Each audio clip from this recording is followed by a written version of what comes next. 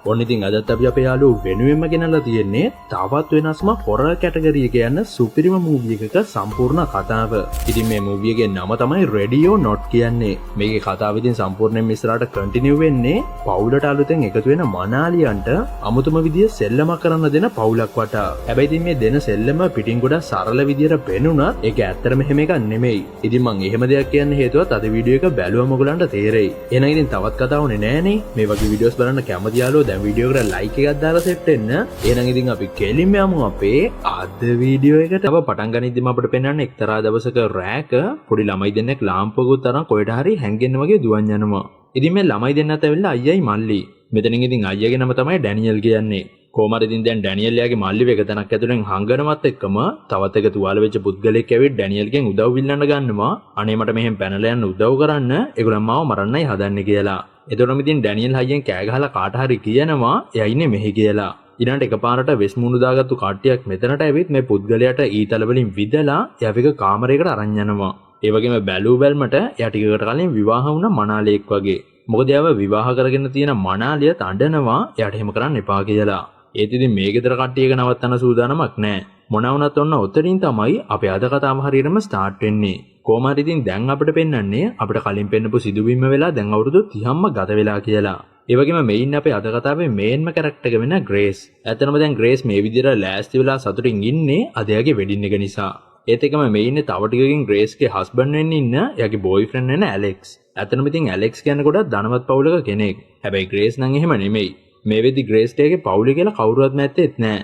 ඒ නිසාම ග්‍රේස් ලොකු ආසාවකින් සහ කුතුහලයකින් ඉන්නේ එයාගේ අලුත් පවුලට එකතු වෙන්න බලාගෙන. ඇත්තටම ඉතින් මේ වෙඩින් එක සිද්ධ වෙන්නේත් මෙහෙමයි. ඒ කියන්නේ ඇලෙක්ස්ලාගේ ගෙදරමයි. ඉතින් ওই දේවල් වලට කලින් කිව්වත් වගේ ග්‍රේස් ලොකු සතුටකින් හිටියත් ඇලෙක්ස් නම් පොඩි කනස්සල්ලකින් වගේ තමයි ඉන්නේ. මොකද එයා හැමතිස්සෙම කියන්නේ එයාගේ පවුලේ කට්ටිය ටිකක් වෙනස් අය කියලා.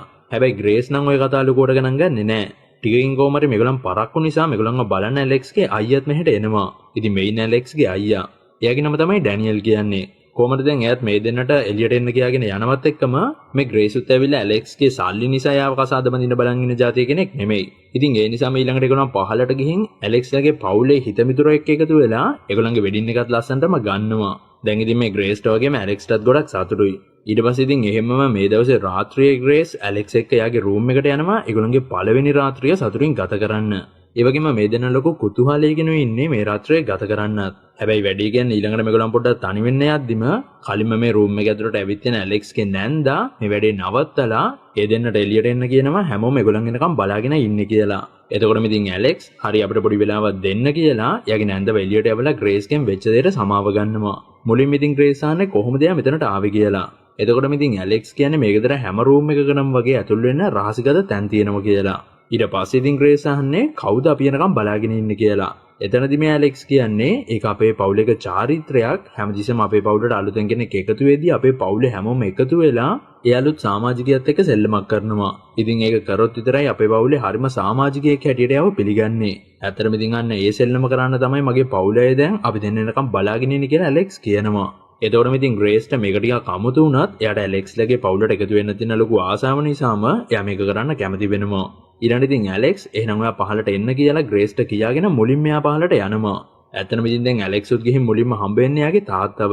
මේ වෙලාවේදී ඇලෙක්ස්ගේ තාත්තත් කවුරුත් නැති පුටුවක් දිහා බලාගෙන කියන්නේ අද මේ සෙල්ලමට මිස්ටර් ලීබේරුත් එකතු වෙයි කියලා. ඒ වගේම ඇලෙක්ස්ගේ තාත්තා ඇලෙක්ස්ගෙන් අහනවා ඔයා මොකද වැඩි විස්තර ග්‍රේස්ට කිව්වේ නෑ නේද කියලා. එතනම ඇලෙක්ස්ුත් කියන්නේ නෑ කියලා. එතනින් ඉතින් අපිට තේරෙන්නේ මේ පවුලේ නම් මොකක්ම හරි අමුතු සෙල්ලමක් කරන්න තමයි ග්‍රේස්ට මේ කතා කරන්න කියලා. ඒත් එකම දැන් ග්‍රේසුත් මේ සෙල්ලම කරන්න බලාපොරොත්තු වෙන පහලට ගියත් මේ සෙල්ලම කරන්න කලින් ආපෞසරයක් යට ඇලෙක්ස්ගේ පවුලේ අයත් එක්ක කතා කරන්න අවස්ථාව හම්බ වෙනවා. මුලින්ම නම් එයාට කතා කරන්නේ ඇලෙක්ස්ගේ අම්මා. එයා ඉතින් ග්‍රේස් එක්ක කතා කරන විදිහෙන් අපිට තේරෙන්නේ එයා නම් ග්‍රේස් ඔයාගේ පවුලට සම්බන්ධ කරගන්න ලැබුණ එකට ගොඩක් සතුටු වෙනවා කියලා. කොහමද ඊළඟට ටිකකින් මෙතනට ඇලෙක්සුත් එනවා වගේම එයා නම් ග්‍රේස් එයාගේ අම්මත් එක්ක කතා කරනකොට ලොකුවට කැමති වෙන්නේ නැහැ. ඊට පස්සේ එහෙමම ටික වෙලාවකින් ඇලෙක්ස්ලාගේ අක්කත් එයාගේ ළමයි දෙන්නයි හස්බන්ඩ්යි එක්ක මෙහෙටම එනවා. හැබැයි මේ ළමයි දෙන්න නම් නිකන් කාමදූතයෝ වගේ නිසා ඇලෙක්ස්ගේ අයියා නම් ඒගොල්ලන්ට වැඩිය කැමති නෑ. කොහමද ඊළඟට මුලින්ම ඇලෙක්ස්ලාගේ අක්කගේ හස්බන්ඩ් වෙන ෆිච් ග්‍රේස් අඳුරගෙන කතා කරනවත් එක්කම ඊළඟට ඇලෙක්ස්ලාගේ අක්ක වෙන එමලියවෙත් ග්‍රේස් අඳුරගෙන එයත් එක්ක කතා කරනවා. ඇත්තටම ඉතින් ඒ දෙන්නත් මේ වෙලාවෙදිම හරි ඉක්මනටම හිතවත් වෙනවා. හැබැයි මේ ඇලෙක්ස්ලාගේ නැන්දනම් ග්‍රේස්ට වැඩිය කැමති නැති පාටක් තමයි අපිට පේන්නේ.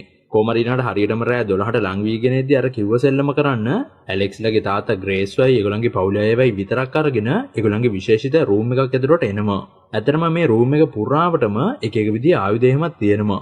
ග්‍රේස්ට නම් මේ රූම් එකේ එච්චර පුරුදු නැති වුණාට මෙතන ඉන්න අනිත් අයට නම් මේක හොඳට පුරුදුයි. මොනවා වුණත් ඩැනියල් නම් මේක ඇතුළට ආපු වෙලාවෙ ඉඳන් පොඩි කනස්සල්ලගෙන ඉන්නේ.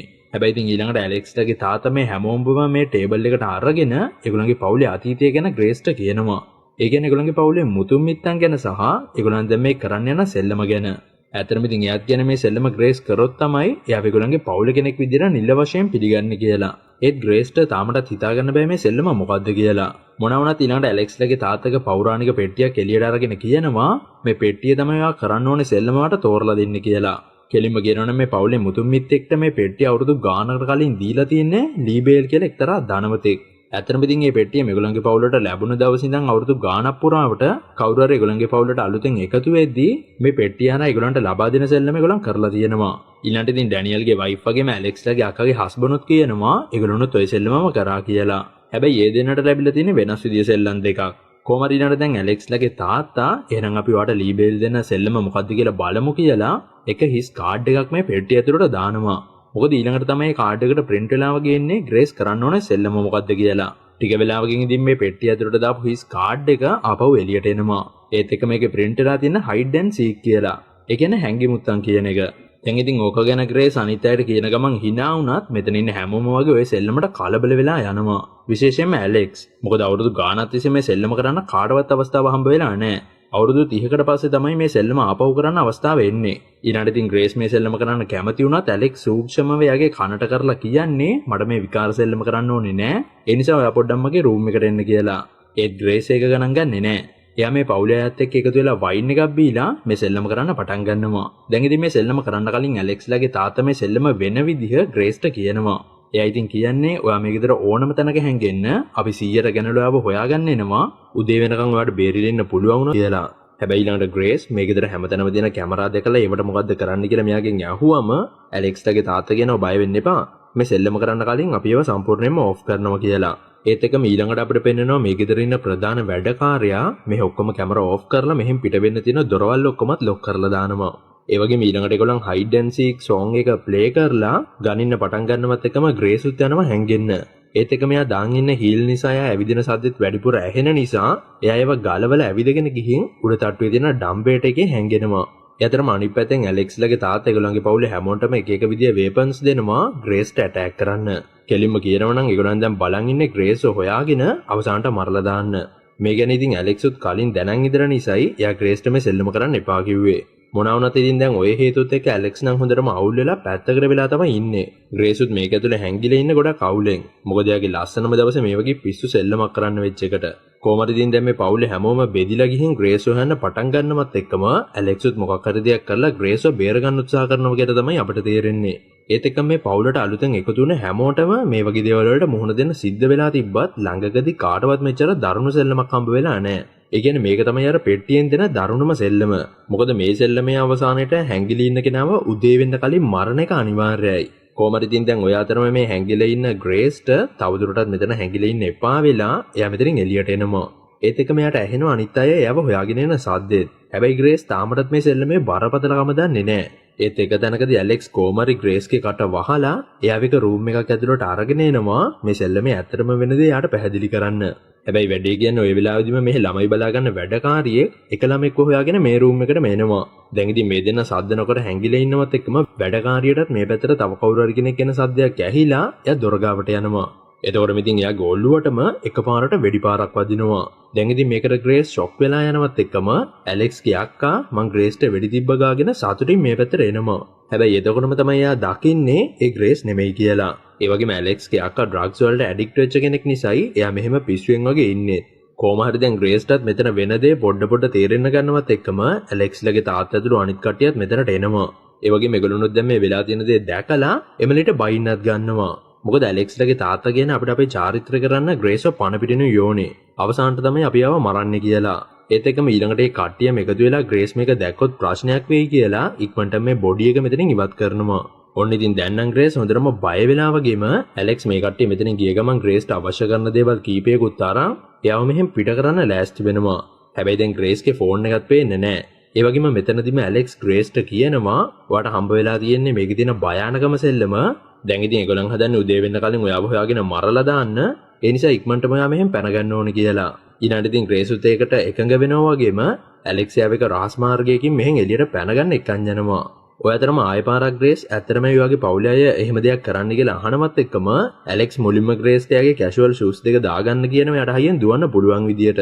ඊට පස්සේ ග්‍රේස් ඒ දෙක දාගන්නවත් එක්කම ඇලෙක්ස් කියනවා අතීතයේ ඉඳන් අපේ පවුලේ අය මේ වගේ වැඩ කරනවා. අපේ පවුලේ අය මෙච්චර ධනවත් වෙන්නත් මේ සෙල්ලම එක හේතුවක්. හැබැයි දැන් ඔයාට ලැබුණ සෙල්ලමේ හැටියට ආව චාරිත්‍රානුකූලව අපේ පවුලේ අය මැරුවේ නැත්තම් ඒගොල්ලන්ට අනිවාර්යයෙන්ම මැරෙන්න වෙනවා කියලා ඒගොල්ලන් විශ්වාස කරනවා. ඒ කියන්නේ අර පෙට්ටිය අයිති වෙලා තියෙන ලීබේල්ගේ ආත්මය තමයි ඒගොල්ලන්ව මරනවා කියලා ඒගොල්ලන් විශ්වාස කරන්නේ. ඉතින් ඒකයි ඒගොල්ලන් දැන් ඔයාව අල්ලගෙන මරන්න හදන්නේ කියලා ඇලෙක්ස් කියනවා. මොන වුණත් දැන් ඔය හැමදේම දැනගෙන ඇලෙක්ස් යව මෙහෙට ගෙනාපු එකට ග්‍රේස් හොඳටම කේන්ති ගිහින් එයා ඇලෙක්ස්ට බනින්නත් පටන් ගන්නවා. එතකොට ඇලෙක්ස් කියන මට සමා වෙන්න මම ඔයාට ඇත්ත කිව්වේ නැත්තේ මට ඔයාව නැති වෙයි කියලා හිතලා ඒත් මම ඔයාට කොහෙත්ම මැරෙන්න දෙන්නේ නැහැ. ඒ නිසා බය වෙන්න එපා. දැන් ඉතින් ඔයා මං ගැන හිතන්නේ නැතුව දිගටම ඉස්සරහට යන්න. ඊළඟට ඔයාට අපේ ගෙදර කිචන් එක හම්බ වෙයි. ඊට පස්සේ ඉතින් එතන දොර අරපු ගමන් ඔයාට එළියට යන්න පුළුවන්. හැබැයි දැනට ඒ හැම දොරක්ම ලොක් කරලායි තියෙන්නේ. ඉතින් ඒ නිසා ඔයා ඉස්සරහටම යන අතර මම පහලට ගිහින් සිකියුරිටි රූම් එකෙන් දොරවල් ටික අරින්නම්. එතකන් ඔයා ඉස්සරහටම යන්න. ඔයාට අනිවාර්යයෙන්ම මේ වැඩේ කරන්න පුළුවන් කියලා ඇලෙක්ස් ග්‍රේස්ව ශක්තිමත් කරනවා. ඊළඟට ඉතින් ග්‍රේසුත් ඇලෙක්ස්ට අවසාන වශයෙන් සමුදීලා තනියම ඉස්සරහට යනවා කිචන් එක හම්බ වෙනකන්. ඒත් ඉතින් මේ ඇඳුමත් එක්ක ග්‍රේස්ට හයියෙන් ඉස්සරහට දුවන්නත් අමාරුයි. ඒ නිසා යා මේ ඇඳුමේ වැඩි කොටස් ටික ඉරලා යට පහසුවෙන් දුවලා යන්න පුළුවන් විදිහට එක හදාගන්නවා. හැබැයි ඊළඟට ග්‍රේස් අවසානයේ කිචන් එකට යන තැනක් හොයාගත්තත් මෙතන දොරවල් දෙකක් තියෙනවා. ඒ නිසා හරි දොර මොකක්ද කියලා එකපාරටම මෙයාට හොයාගන්න වෙන්නේ නැහැ. ඒ නිසා ග්‍රේස් ඕන දෙයක් වෙන්න කියලා එක දොරක් අරගෙන ඉස්සරහට යනවා. හැබැයි බැලින්නම් එයා දැන් ආපහු ඇවිල්ලා තියෙන්නේ ගේ ඇතුළටමයි. එයාව දැන් එකපාරට අනිත් කට්ටියත් කෙලින්ම දැකලා අල්ලගන්න පන්නනවා.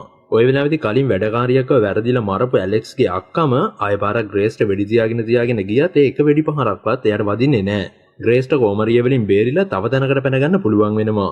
ඒත් ඉතින් වැඩේ කියන්නේ වැඩි වෙලාවක් යන්න කලින් ඔතනදී ග්‍රේස්ව ඇලෙක්ස්ගේ අයියා වෙන ඩැනියල්ට අහු වෙනවා. හැබැයි එයාත් ඇලෙක්ස් වගේම මේ විකාර සෙල්ලමට වැඩිය කැමති නෑ. ඒත් එක්කම එයාගේ පවුලයට ද්‍රෝහි වෙන්නත් කැමති නෑ. ඉතින් ඒ නිසා එයා ග්‍රේස්ට මෙහෙන් පැනගන්න පොඩි කාලයක් දීලා කෑ ගහලා අනිත් අයට කියනවා මෙන්න මෙහෙ ග්‍රේස් ඉන්නවා කියලා. එතකොට ඉතින් ඩැනියල්ගේ වයිෆ් ඇතුළු පවුලේ ඉක්මනටම මෙතනට ආවා ඩැනියල් ආපහු කියනවා එයා පැනගත්තා කියලා. ඔය අතරම ඉතින් ඩැනියල්ගේ අක්කා එයාගේ ගන් එක දාලා ඇවිත් කියලා කෑ ගහද්දී එයාගේ හස්බන්ඩ් එහෙනම් මේ ක්‍රොස්බෝ එක ගන්න කියලා එයාට එයාගේ ක්‍රොස්බෝ එක දෙනවා. හැබැයි ඉතින් ඒකත් ඒ අතර ගත්තු ගමන්ම ඉස්සරහෙන් ආපු තවත් වැඩකාරියෙක්ගේ උගුරටම එකෙන් ඊතලයක් වැදිලා එයාත් එතනම මැරිලා යනවා. දැන් ඉතින් අත්තරෙද්දෙන් හරි මේ එමලි අතින් වෙන දේවල් වලට එයාගේ පවුලයට හරිම කේන්ති. කොහමද ඊළඟට ඇලෙක්ස්ලාගේ නැන්දා දැන් ඉතින් අපි තවත් පරක්ක නොවි මේ පාර ඇලෙක්ස් එක්කම ග්‍රේස් හොයාගමු. මොකද දැන් ඇලෙක්ස් පේන්නත් නැහැ. මං හිතන්නේ එයාත් ග්‍රේස්ට උදව් කරනවා වගේ කියලා මේගොල්ලන් බෙදිලා ගිහින් ආපහු ඒගොල්ලන්ව හොයන්න පටන් ගන්නවා. ඔය අතරම ඉතින් ග්‍රේසුත් ගන් එකකුයි ඒකට දාන බුලට්ස්ුයි හොයාගෙන ඕනම අවස්ථාවකට මුහුණ දෙන්න ලෑස්ති වෙනවා. ටිකකින් කොමරියාට කිචන් එකත් හරියටම හොයාගන්න පුළුවන් වුණත් තාමත් එහෙ එළියට යන්න තියෙන දොර ලොක්. මොකද තාම ඇලෙක්ස්ට එක අන්ලොක් කරගන්න බැරුවයි ඉන්නේ. ඒ වගේම මේ පැත්තටම තව කවුරු හරි එන සද්ද ඇහුණ නිසා ග්‍රේස් ඉක්මනට මෙතනින් හැංගෙනවා. බැලින්නම් දැන් මේ ඇවිත් තියෙන මෙහෙ වැඩ කරන ප්‍රධාන වැඩකාරයා. කොමරි ඊළඟට ටිකකින් ඇලෙක්ස් කොමරි මේ දොර අන්ලොක් කරනවත් එක්කම ඒක අන්ලොක් වුණා කියලා දැනගත්ත ග්‍රේස් ගන් එක රීලෝඩ් කරලා මෙයාට පැත්තකට වෙන්න කියනවා. ඒත් ඉතින් මේ ප්‍රධාන වැඩකාරයෙකුට බය වෙන්නේ නැහැ. මොකද එයා කියන්නේ එල්ලලා තියෙන හැම ගන් එකක්ම ඇත්තේම නෙමෙයි කියලා.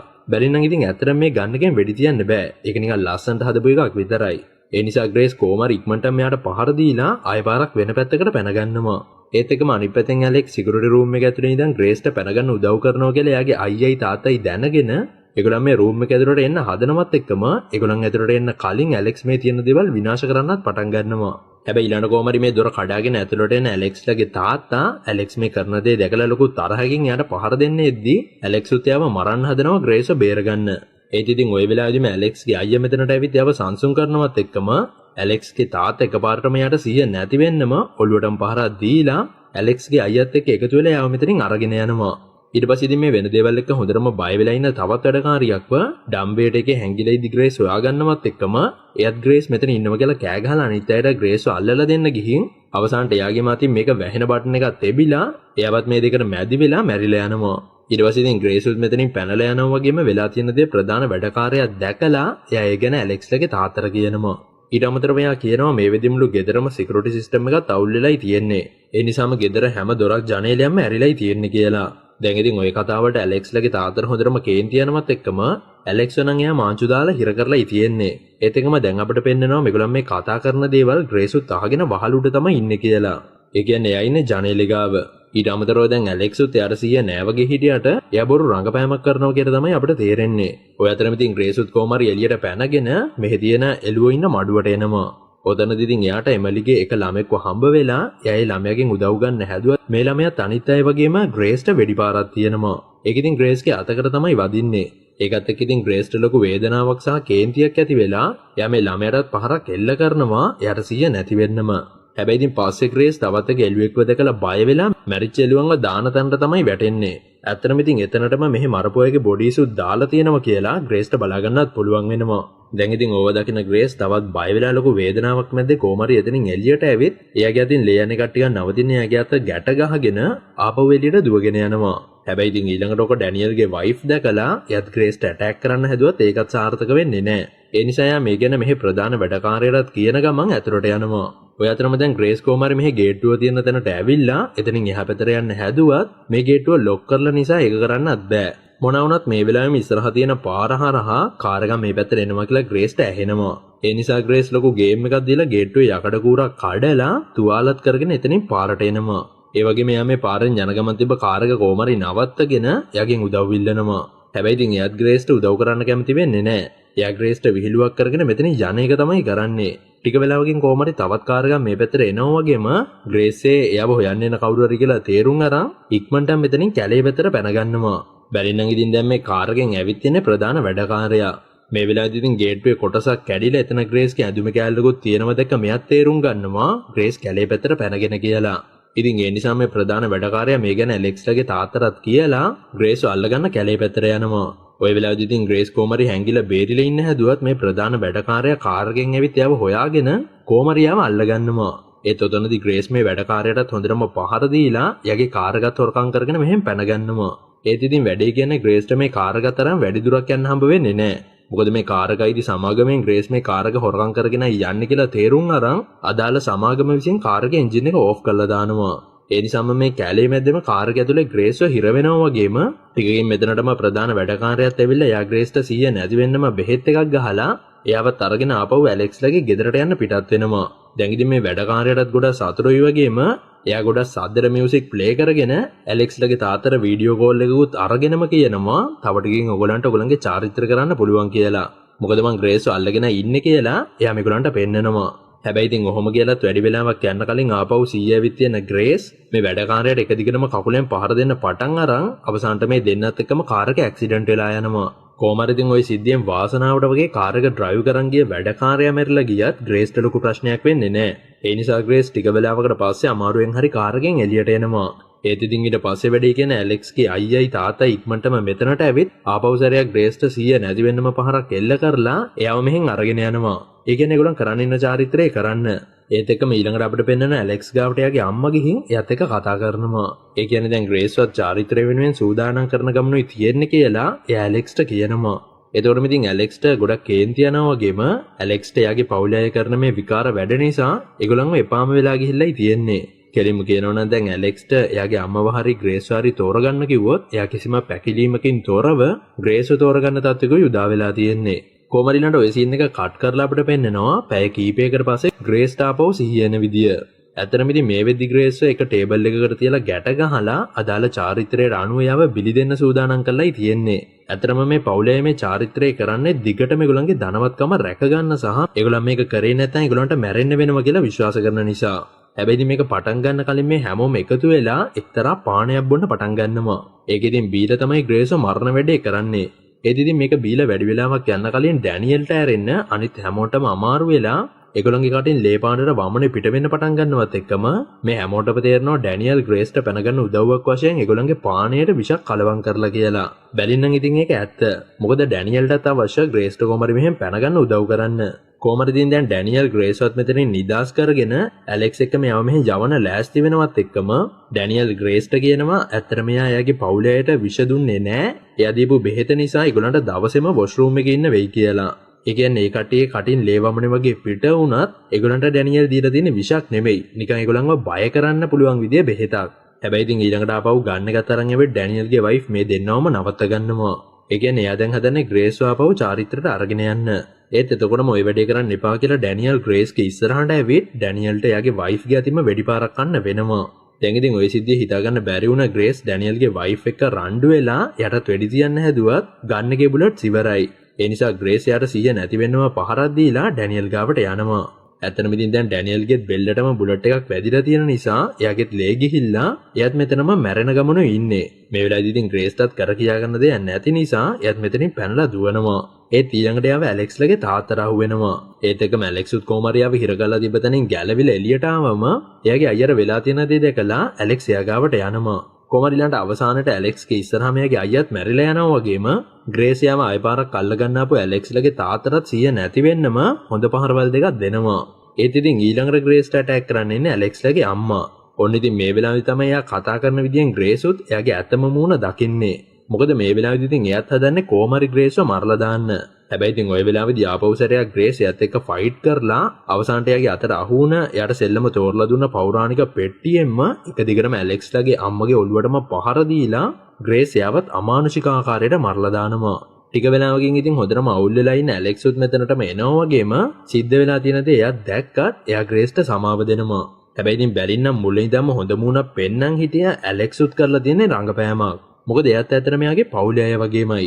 ඒ නිසාම දැන් එයාත් ග්‍රේස්ව අල්ලගෙන අනිත් අයට කතා කරනවා මෙහෙට එන්න කියලා. එතකොටම ඉතින් අනිත් අයත් මෙතනට එනවා වගේම ග්‍රේස් කරලා තියෙන මිනිමැරුමත් ඒගොල්ලන් දකිනවා. ඒත් ඉතින් ඒ කොහොම වුණත් ඊළඟට උදේ වෙන්න කලින් මේගොල්ලන් ආපහු චාරිත්‍රයට අනුව ග්‍රේස්ව මරන්න ලෑස්ති වුණත් ග්‍රේස් ආපහු සැරයක් පිහියක් අරගෙන යාගේ ගාවට කවුරුත් ලං වෙන්න එපා කියලා කෑ ගහනවා. මොනවා වුණත් ඔතනදී තමයි ඇලෙක්ස්ගේ නැන්දක් දකින්නේ දැනටමත් උදේ වෙලා කියලා. ඒකත් එක්ක ඉතින් දැන් මේගොල්ලන් හොඳටම බය වෙලා හැංගිලා වගේ ඉන්නවා. ඒගොල්ලන්ට චාරිත්‍රය හරියට කරේ නැති නිසා දරුණු මරණයක් අත් වෙන්න යන්නේ කියලා. ඒත් ඉතින් වැඩේ කියන්නේ ටිකක් වෙලා ගියත් මේ කාටවත් කිසි ප්‍රශ්නයක් වෙන්නේ නැහැ. ඒ නිසාම මේගොල්ලොත් පුදුම වෙලා විශ්වාස කරන්න ගන්නවා ඒගොල්ලන්ට කිසි දෙයක් වෙන්නේ නැහැ. මොකද මේ චාරිත්‍රය නිකන් බොරුවක් වගේනේ කියලා. හැබැයි ඉතින් මේගොල්ලන් එහෙම කියන ගමන් සතුටු වෙලා වැඩි වෙලාවක් යන්න කලින් මේ පවුලේ පොඩි ළමයාගේ ඉඳන් ලොකු කෙනාට වෙනකන් අద్భుත ආකාරයට එක සැරේට පිපිරිලා ඒගොල්ලන්ව මැරෙන්න පටන් ගන්නවා. ඒකෙන් ග්‍රේස්ටත් තේරෙන්න ගන්නවා මේගොල්ලන් කරන්න ගිය චාරිත්‍රය වැඩේ ඇත්තක් කියලා. මොනවා වුණත් දැන් හැමෝම ඔහොම පිපිරිලා ගිහින් මැරිලා අවසානට ඇලෙක්ස් විතරක් ඉතුරු වෙනවා. ඒ නිසා ඇලෙක්ස් වෙච්ච දේවල් වලට ආපහු සැරයක් ග්‍රේස්ගෙන් සමාවිල්ලලා වෙච්ච දේවල් අමතක කරලා ආයෙමත් ඒ දෙන්න එකතු වෙමු කියනවා. එතකොටම ඉතින් ග්‍රේස් මට ඩිවෝස් වෙන්න ඕනේ කියලා ඇලෙක්ස් යට දාපු මුද්ද ගලවලා ඇලෙක්ස්ගේ පැත්තට විසි කරනවත් එක්කම ඇලෙක්ස්ුත් පිපිරිලා මැරිලා යනවා. මේ වෙද්දි ඉතින් ගෙදර වෙච්ච දේවල් එක්ක ගින්නකුත් ගෙදර ඇතුලේ ඉඳන්ම ඇවිලෙන්න පටන් අරගෙන ඉවරයි. ඊට අමතරව අවසාන වශයෙන් ග්‍රේස්ට මේ සෙල්ලම අර පෙට්ටිය හරහා හොයලා දුන්නා වගේම අනිත් කට්ටිය සෙල්ලම හරියට අවසන් කරපු නැති නිසා ඒගොල්ලන්ව මරපු ලීබෙල්ගේ ආත්මෙත් ග්‍රේස්ට මෙතනදී බලා ගන්න පුළුවන් වෙනවා. කොමාරිලන මේ ගෙදරම සම්පූර්ණයෙන් ගිනි අරන් අළු වෙලා යද්දී ග්‍රේස් මේ එළියට ඇවිත් ටිකක් නිදාසේ ඉන්න පටන් ගන්නවත් එක්කම වැඩි වෙලාවක් යන නිසා මේ ගින්න නිසා පොලිසියනොත් මෙහෙට එනවා. කෙලින්ම කියනවා නම් ඔන්න දැන් ග්‍රේස් සම්පූර්ණයෙන්ම ඇලෙක්ස්ගේ පවුලෙන් බේරිලා ආරක්ෂිතව ඉන්නේ. ඊළඟට ඉතින් අවසාන වශයෙන් ඔන්න ඔය විදිහට අපේ අද කතාවත් එන්ඩ් වෙලා යනවා.